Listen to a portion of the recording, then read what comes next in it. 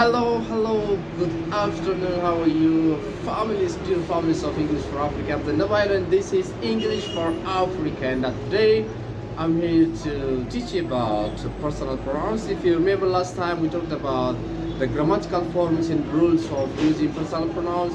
In this video, I'll focus on the specific use of personal pronouns. So stay tuned at the end of the video. If you are new, don't forget to subscribe. And of course, we're gonna start by liking the video. Let's hit it!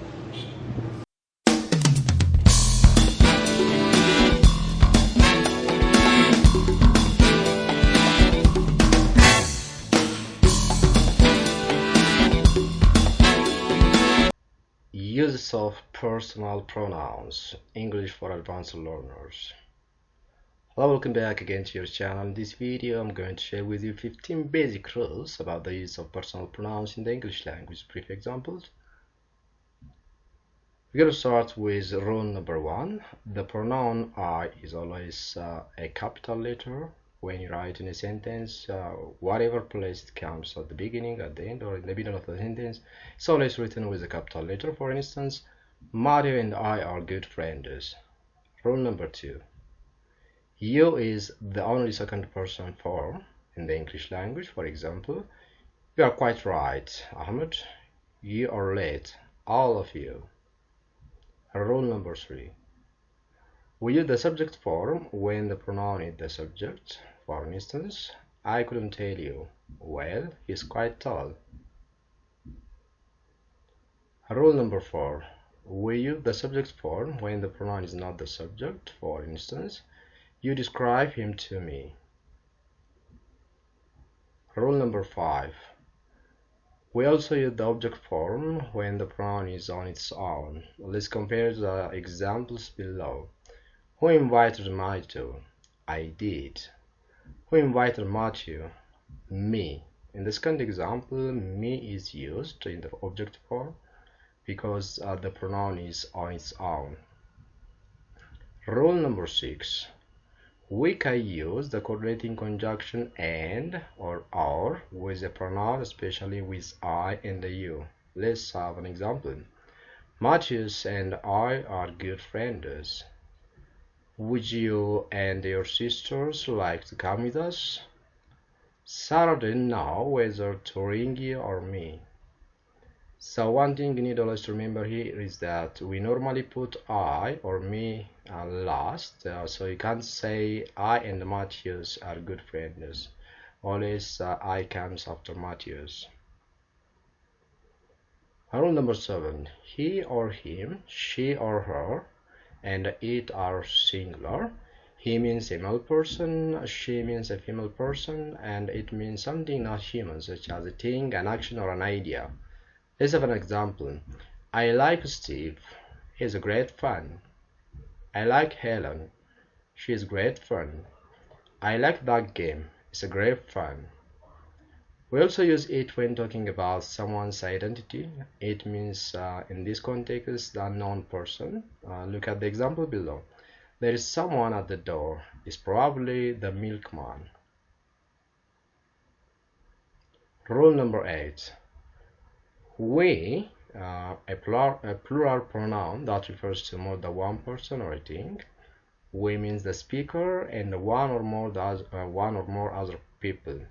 We can include or exclude the person spoken to. Let's have an example.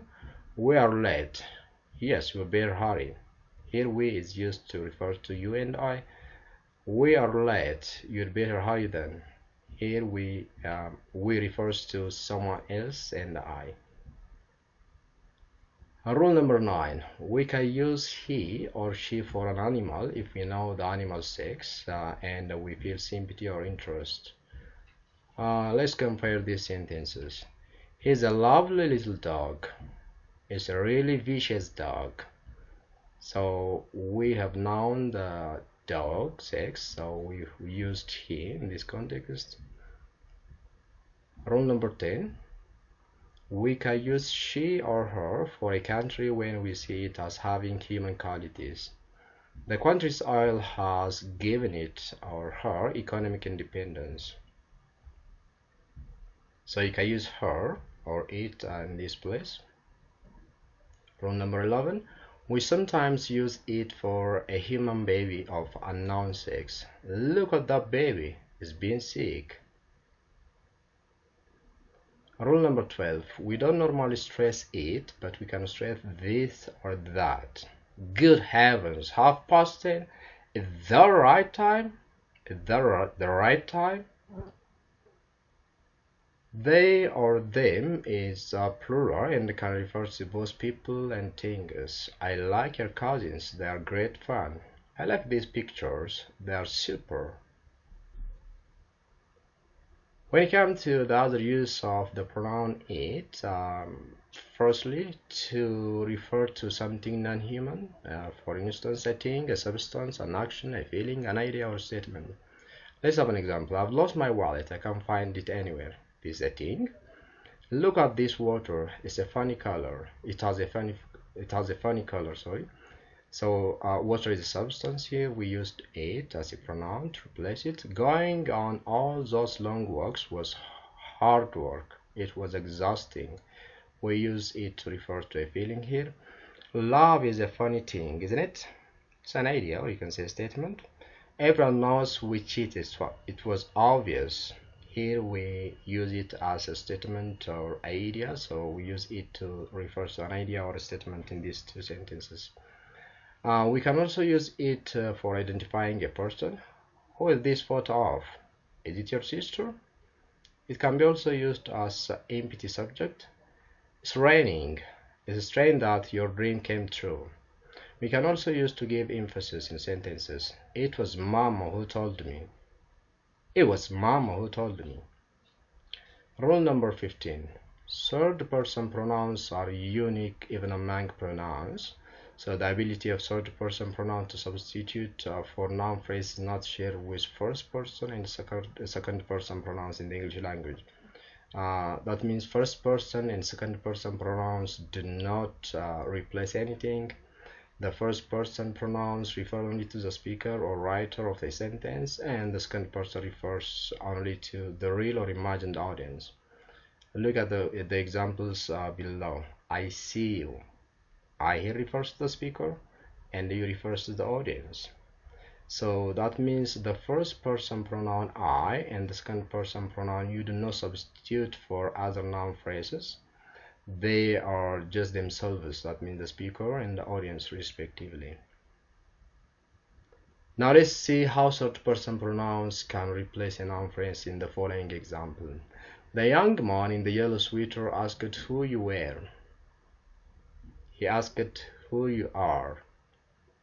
So clearly what the pronoun here really replaces the entire noun phrase, that is the young man in the yellow sweater.